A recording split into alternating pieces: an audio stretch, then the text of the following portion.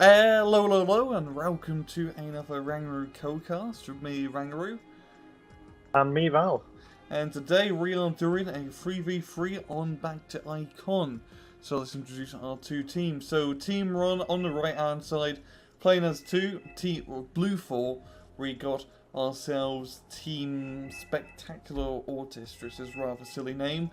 We got CatMed242242, Jack Attack, and Rodney Thunderchief. I believe it's Rodney. Yeah, Thundercock. All right, that's a thing. Well, the first team's name was bad then. Yeah. Retard's Division is just as bad, I think. The red team, Team 2. We have Naymand, Frosty, Subpai, and Yuyuko. What names? What bloody names? But yeah, this is quite an interesting map. Pretty much the whole bottom of this is usually rather uncontested, I'd say, but you can do kind of a helicopter rush.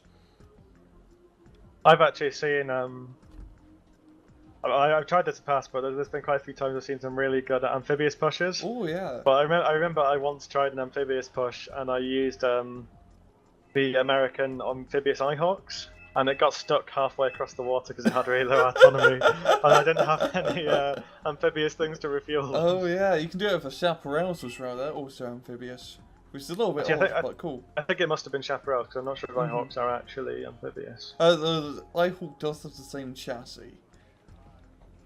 It's just different missiles.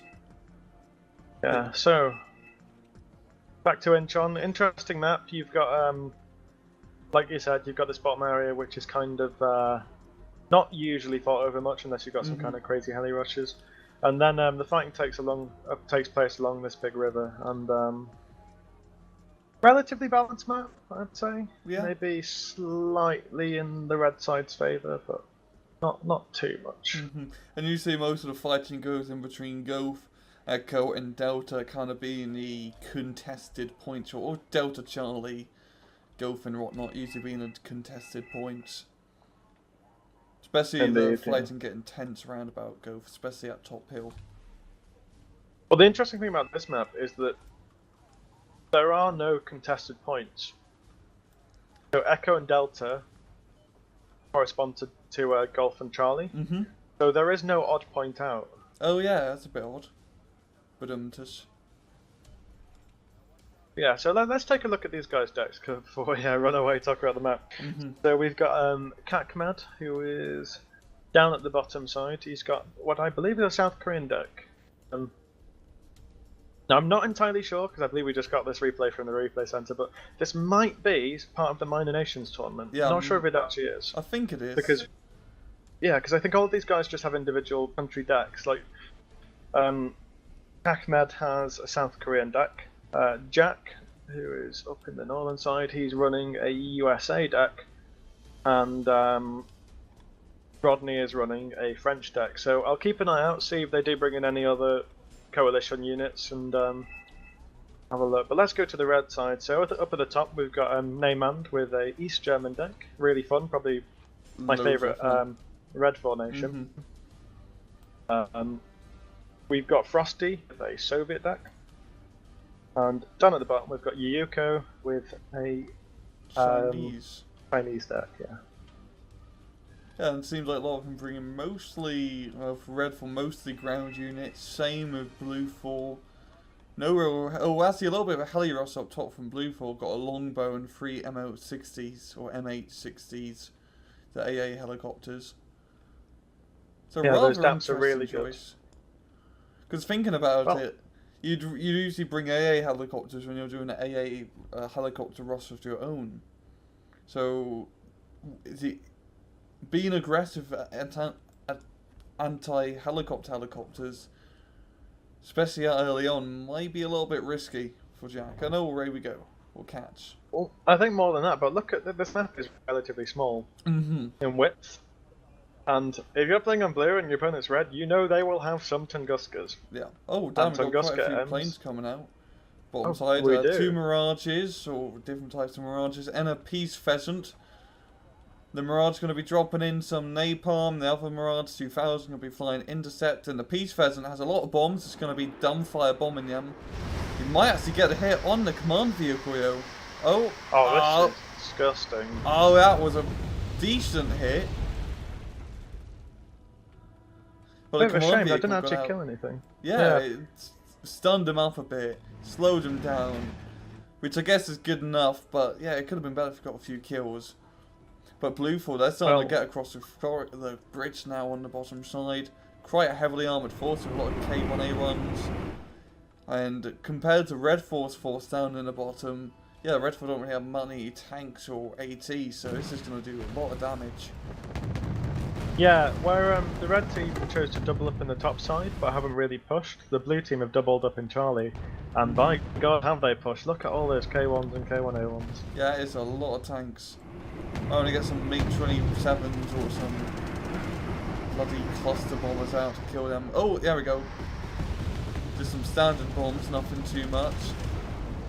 And yeah, just mopping up Charlie. Go straight through. These guys can just go all the way to Bravo right now. There's literally nothing for the red team. Yeah, again, on normal average, ain't exactly gonna hold out against this assault. And that was a really good play, yeah. But how are they doing on the top side? Well, the red team they've not even captured Goth. There's hardly anything there. They've tried to occupy this forest at the top, and it does offer a good way to attack into India. But Jack Attack's got quite a few of these cavalry scout squads. And some napalm units behind to try and deter that sort of play. So, we'll have to see how this goes. The blue team definitely in control of Charlie, but they do have to be careful they don't overextend a bit. Like, I do think they can go into Bravo, but there is always a cost to that. Like, you're always going to have to give up pressure somewhere else, and if they're not careful, they might just get rolled through an Echo or something like that. I think Red Force's best bet if they want to stop this bloody South Korean front's tank push is that they need some helicopters or airplane anti-tank units, because there's not really too much AA down here. Got two Crow Towers which are sitting in the back, and then that VBL Mistral which is almost dead. Well, actually there is. There's also two Hawk Pit 2s. Oh, that's going to make things quite difficult, Jan. Yeah, there's that's a nice kill by MiG-25. Oh. It's trying to drop bombs on the Crow Towers. That's going to kill both of them. Very nice hit. Very nice. And that was a good hit for sure. Perfect time to get out some like Heinz or MI-28s. Oh, that K1A1's running too close to the sun. That VDV-90 just going to absolutely wreck them. Oh yeah. These tanks there, the VDV's just going to cut them up in the forest here. They just got a little bit too close, I think. I should have really rent round the bottom side of Bravo in the open field instead of pushing through that forest, because they took quite a bit of losses. Take a quick look over at quick gander up to Echo, because the Soviet forces have attacked. They've, if you remember last cast we did Rang, I talked about the Goners Jolky 90s, using it to good effect. There is an M1A2 there, and while these Goners I don't think will hit too much, they did do a lot of damage to it, considering the price and armour of the tank. Now we've got some bombs being dropped in F5A. I see the Gorner Strike again, right in the middle of that napalm. And then Abrams is pretty much going to single-handedly hold this, because even though Redfall moved over the bridge with quite a bit of stuff, it didn't really have that many tanks, just mainly infantry and AA. Oh, that Tunguska's in a bad spot, it needs to be really careful. Oh, that's like 100 points right here, you don't want to lose it. Ooh, that napalm just severely saving the Tunguska. Nice smokes. We got the Daps and longbows coming down, yo. Those Daps taking hits from the Tunguska. There we go, and that long range cannon doing its thing. I don't know why he got the Daps, because it's such an odd choice. I think he's using it to screen for his longbow, but it's a very expensive meat shield unit. Well, I don't quite believe that's what he's going for. I think he was actually intending to counter a heli rush, which the Daps would be great for, but I'm not entirely sure. That Tunguska goes down to the Peace Pheasants. Brilliant job by the blue team there. You know, that push down the bottom was very rewarding. However, I will say it was a bit disappointing to me in a way, because they could have held this a lot firmer already. They only have two squads of infantry now in Charlie. If they'd have maybe just not spent the money on a few of those, or like maybe one of those tanks. You could have brought some infantry to immediately garrison the town and just cement your hold. Because that push into Bravo did not work out. Now Red 4 got a bunch of infantry on the edge of the forest against some T-72s now. And now Blue 4, they definitely did a great job taking an initiative, but they couldn't really hold it. So they couldn't get as much as they wanted. Yeah. I mean, I do have to applaud, kind of a bit of a ballsy play, but one that certainly worked out. Always nice to see when people kind of take that initiative. But the red team gearing up to retake. They've got some heavy tanks, these T-72 S1s and BVs, 64 BVs, coming up. T-64 taking some long-range pot shots with its ATGM. Their Blue 4 bring up some more tanks.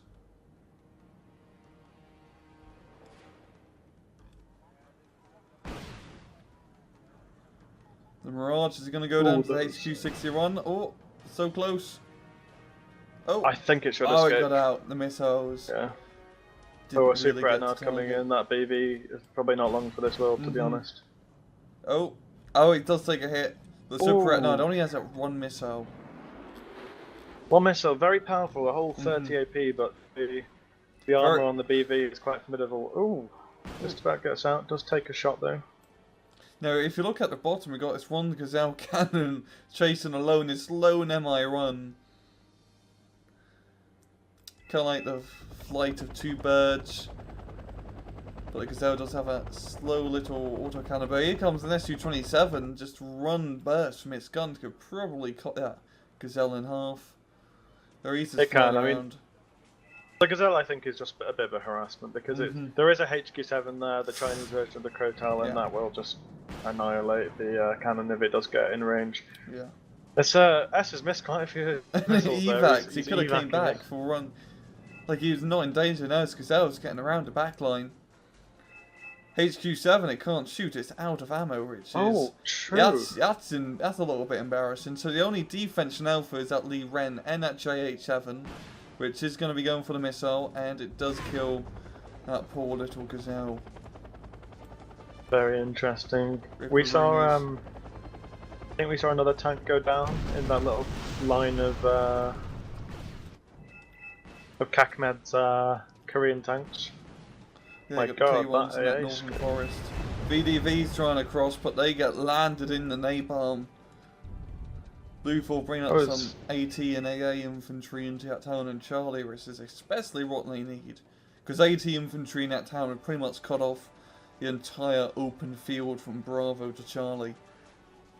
Yeah, those are going to be the probably the Milana 3s, I think, would be what I would bring in this situation. And they have crazy high AP. Yeah, and a pretty good accuracy. Yeah, just absolutely formidable. One of the better like infantry ATGMs. There's a bit of skirmishing going up on the top side. Jack attack using the US Marines in their thematic way and taking them across the river. But they're going to run into some motor shoots, and I think they're not going to last particularly especially too long. with an napalm that they ran through, it's not going to help out. Oh, and they have MIP Abrams, but unfortunately for the blue team, it can't fire any fire support into that forest because it's too dense. There is so much AA from the red team now on this bottom Bravo sector. I mean, in Charlie as well for the blue sector. Yeah, there's just a lot of AA. HQ-60 runs. There's 6 PIP 3s down there. I think what they realise is that the red team can only bring out air units from Bravo. So they have an extremely good screen here, and I mean, I wouldn't be surprised to see a Patriot brought out, but I'm not sure if there is one in. I know, because if you got the Pips are. They're the Koreans. Okay, because the American guy could probably could still have a Patriot up his sleeve. The unit that keeps on giving. They really are. Looks like the red team spotted this CV. There's an attack marker by Frosty's sub-high down there. So we'll see if they bring in any heavy artillery to try and have a crack at that. T-64 BV taking long-range shots once again. The BV has a good missile, but I'm honestly not sold on it compared to other tanks. Just because the range is not great really on that missile compared to you could get for a similar price. Like, is it like 2,600 or 2,400? 625. Yeah. So I mean, it's not bad by any means. It's just I don't think it has the kind of like range and zone control like a T80A. I think is a 130 point variant of the T80 would have. Yeah. With the 2,800 meter missile. Or just get ATGM carriers. Yeah, that too. They do have a Chinese player on their team, which is Yuko. Oh, a Boratino brought in for Frosty Subhigh. These guys really want to reclaim this town, although I think if I were them, I would use the napalm on the forest to the north instead of the actual town. Because in the town it's where you got one squad of, or two squads of higher bungs, but the Milan and Mistrals are really easy to kill. The super going in. I don't think you hit anything, but No, I think he's just trying to again... get the Buratino, but the Buratino ran into the forest at the right time. Yeah, both sides are being rather passive. Seemed like most of the action really went down at the start of the match. Red 4 not wanting to attack into Echo once again, and rightfully so. It is a little bit of a narrow bridge. And Goth is rather quiet. Blue 4 not wanting to attack, and most of the skirmishing being up top. So it really all comes down to Charlie, the most reasonable point to attack. There's the Buratino is going down onto the town actually, rather than the position above it, which again I think it's better on the top side, but I can understand why you would, because you know maybe they're not sure exactly just how much stuff is in this top side. But all good bombing runs. Look at the P4. Yeah, there we go. Oh, it is. Good carpet bomb right, yeah. Now they are getting infantry up into the town. Mochguchin running on foot, as well as some other infantry in the BTRDs. And old Boratino firing a second barrage, round 2. Yeah. I mean... Go ahead. Sorry, go on. No, okay. Ladies first. Thank you. That means a lot to me, Rang. That means a lot to me. Appealing to my feminine nature. The thing here is, you've got this big open field, and you've got these troops attacking into this town, but the real control of the sector isn't in the town in Charlie, it's in this forest line that we mentioned at the top. Because that Leclerc, and those K1A1s and K1s, can control the entire road from Bravo to Charlie. You know, that town will come and go this game, but I think if the blue team can just hold on to that forest, they will have an almost unassailable position here. Yeah, it's a very easy to hold because there's so much foliage in there. I mean, it's so big 27. that you can put lots of AA units and scatter everything around.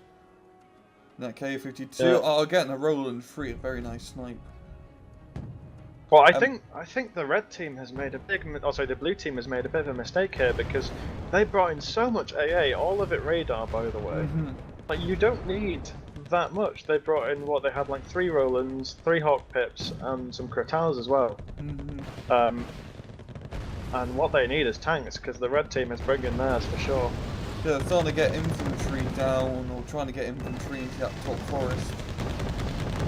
The WZs and the recon tanks giving suppressive fire.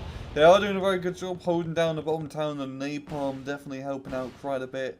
And especially that longbow in the back line. But here comes another SU-24. And he's going to be aiming. Oh, he's going to get stunned because all those light hawks, and bada bing bada boom. Bit of a shame. There is a longbow on station though, and the red team doesn't have any AA close enough. They're bringing in those 2 HQ7s though. Yeah, which will surely drive away that longbow. Yeah, the push is still sort of going on. It kind of lost a lot of their momentum now. Only got us at 1 T72. No, those HQ7s getting a bit too close to comfort. Here's going to be backing them off. That's a good idea. And oh, they finally got some infantry into that bottom town. Mochguchin 90s. They've also sent these Moskaya up here with this BTR 90, which is, if it's not careful, going to die very quickly to these high beams. Oh, yeah. BTR-90's in a good spot there. He could have definitely hit a lot of that stuff in the open if he's just a bit more racing out of town. And the Mosquires going towards the Hyperyoungs. And they should have enough firepower to actually capture his town, just barely. I'm not sure. There's a small squad coming in. Yeah. There's also a 2-stack of what's probably Sasongchu. N-bombs. And-bombs. Oh, nice micro to bring all those units out. Oh, Peace Pheasant just getting wrecked by Red Force AA. No, they crashed into the HQ7. And Raj dropping in some napalm for good luck. But it does get shot down by the MiG-25. I mean, one of the problems at the moment with the sort of strategy that the red team in a way is implementing is you can have all this AA, but it still won't stop your units getting taken out by MiG-27 because that MiG-27 will fire before your AA gets in range to kill it. So even if you kill the MiG-27, it's still cost efficient because with the MiG-27, well, yeah, it's so cheap. It's like a Japanese kamikaze bomber. It just goes in. It doesn't matter about getting out. And if you can kill that 1E2, it's a job well done. But also, what helps not just having that big missile AA is having cannon AA near your frontline tanks. Because not only are they pretty good at killing helicopters, but they can also stun up the enemy planes so they can't actually drop their bombs, and then the missiles do the talking. Yeah, no, they're extremely effective. Really, really good to use. Got Buratino on the bottom town once again. It might get the TACCOM. There's Hyperyoungs taking a few hits, but nothing really too substantial. And Redfall are really just trying to get everything into that bottom town. Yeah, they're really going for it. They've got this there's a blue team Mirage coming in. Let's see if that can pick up any of those helicopters. AMX 32 in a good location. Yeah, I'm quite a fan of these AMX 32s. I think they're very good for the price. Have an amazing gun, but as you've just seen, the problem is that armor is absolutely terrible. Made out of like red armor tissue. Yeah. Pretty but accurate. also what I really like about French tanks is that autocannon droids really good for a little bit of infantry support. You can't really go wrong with a spare autocannon on your tank, although the one on the AMX-32 isn't particularly good.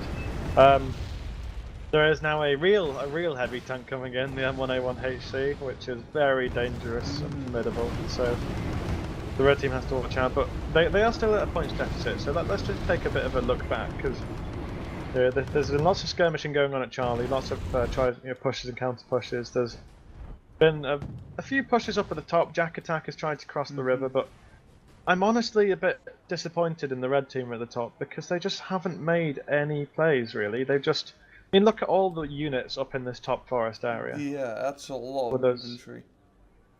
There's a lot of units worth, and they're just not doing anything. You don't need how many units is that? The money would probably be better well spent on the bottom, because that's where they're trying to put us. Like, this top side here is well defended. Really well defended. If you're not going to attack it in tunnel vision bottom, everyone needs a tunnel vision. And look, they're bringing up even more recon and napalm guys.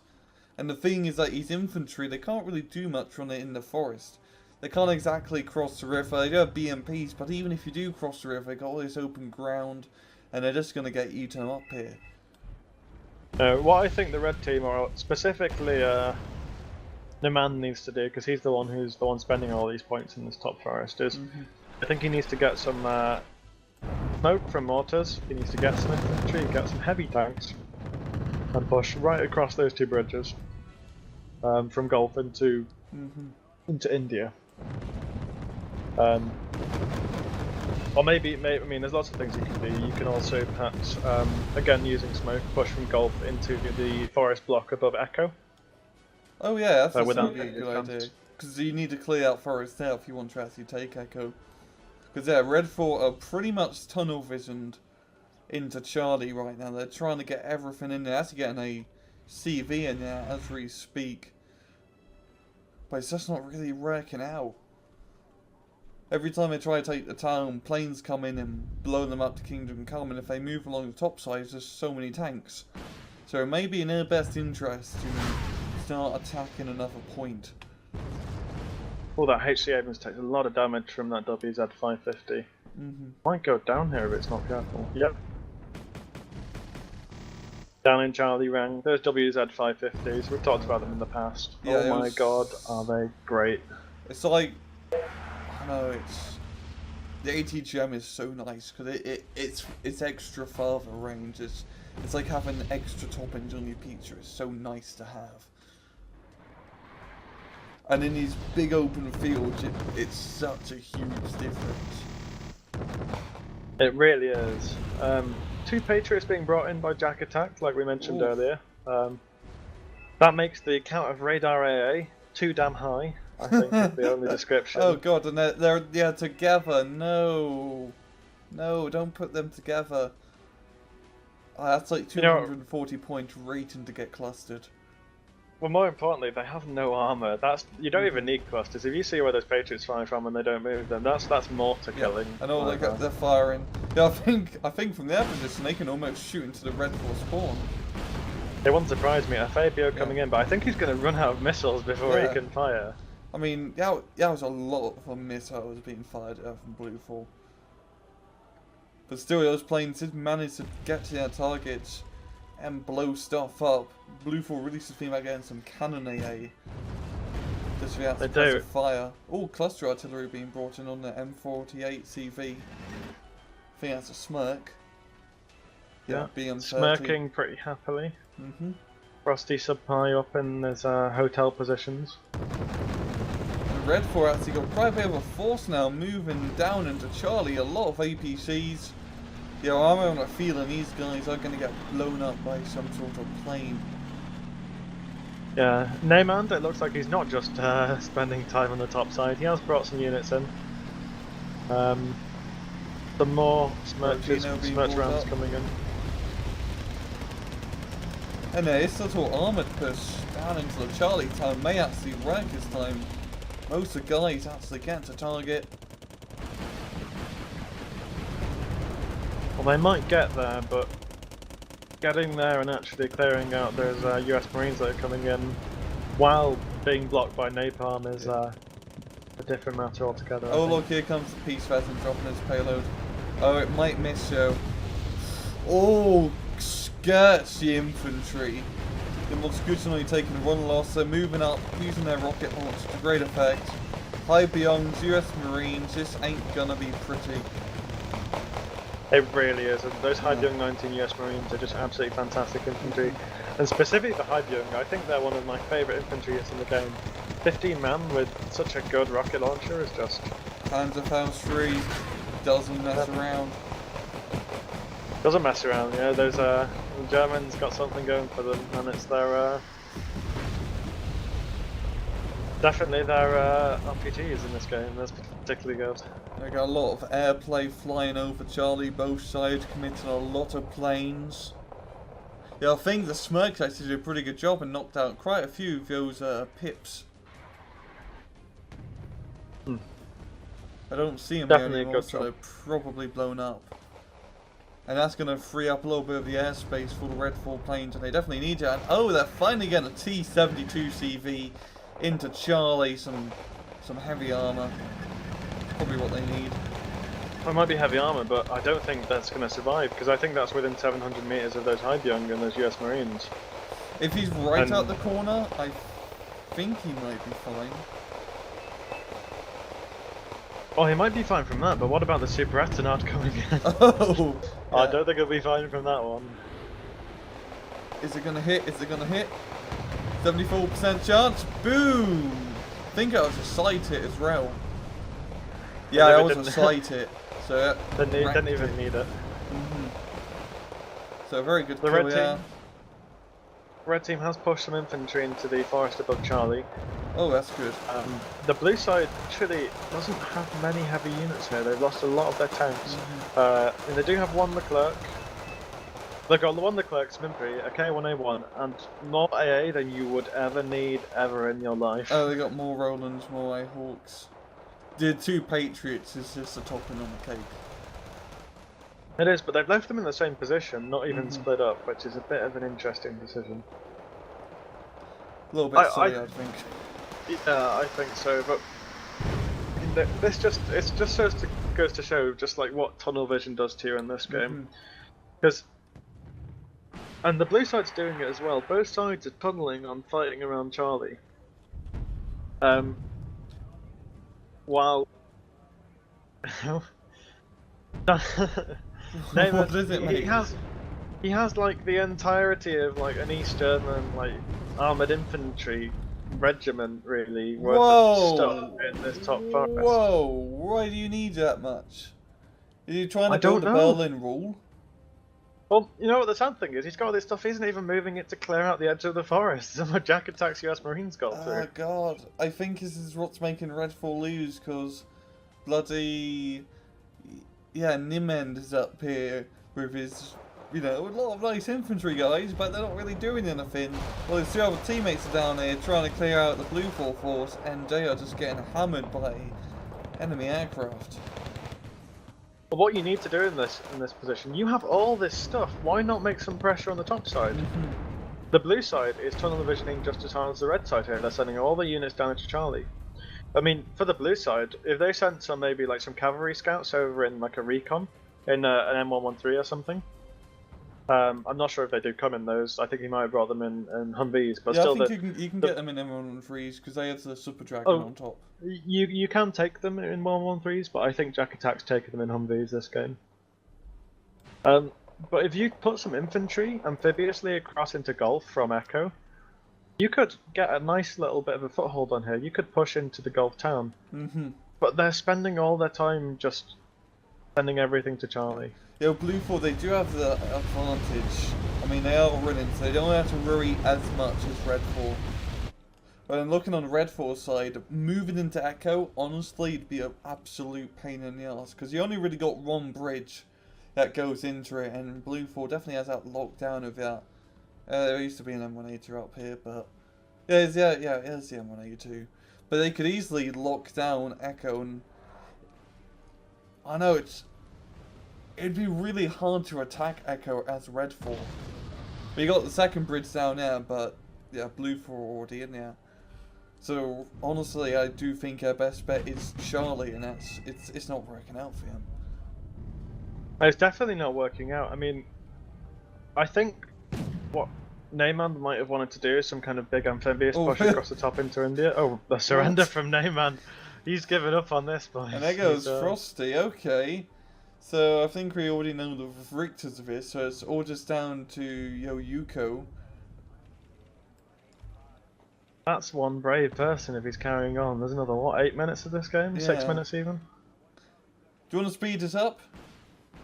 We can if you want, yeah, because I have a feeling this is a very, it's already decided, really. Okay, so on the count of 3, let's speed it up to 4 times, okay? Okay. You ready? Yeah. 1, 2, 3. 1, 2, 3, 4. And now we're at 4 times speed. Let's just finish this up, because I think we all know the victor of this by now. Boom, boom. Boom, boom, boom. But yeah, let's just talk about what Redfall really could have done to bring us under, an actual victory. Well, I usually, if I'm overcasting, I try my best not to have a go at any one player for losing, because, it's not always that simple. And there's lots of factors that might end up with mind games. Yeah, and also reconnaissance, because we're not really where we can see what they can see, but most of the time we're on neutral vision. Yeah, but then when Neyman puts like maybe 500 points worth of stuff in that top forest and does nothing with it all game, like I'm sorry Neyman, I understand maybe you might have wanted to do a big push there, but you really missed your chance if that's what you wanted to do. It's just a waste. Those Puncher mortars didn't fire once this game. 80 points wasted. And again, I'm not trying to have an individual dig at Neyman, because they could have. It's your play, mate. It's not who you are. Well, there's so many reasons why he might have thought that, or maybe he was just not paying attention, or maybe his teammates were asking different things, and maybe his responsibility to do other things. But I still think that, I mean, obviously as a team they have to take the responsibility for that. Yeah, that's gonna Because be they might have tricky. asked him to just hold that area, and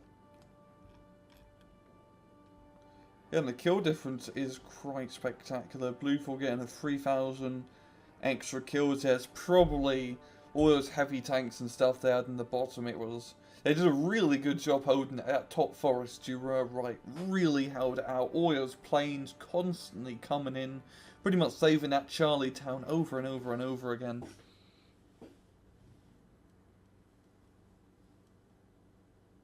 And yeah, goes Valh.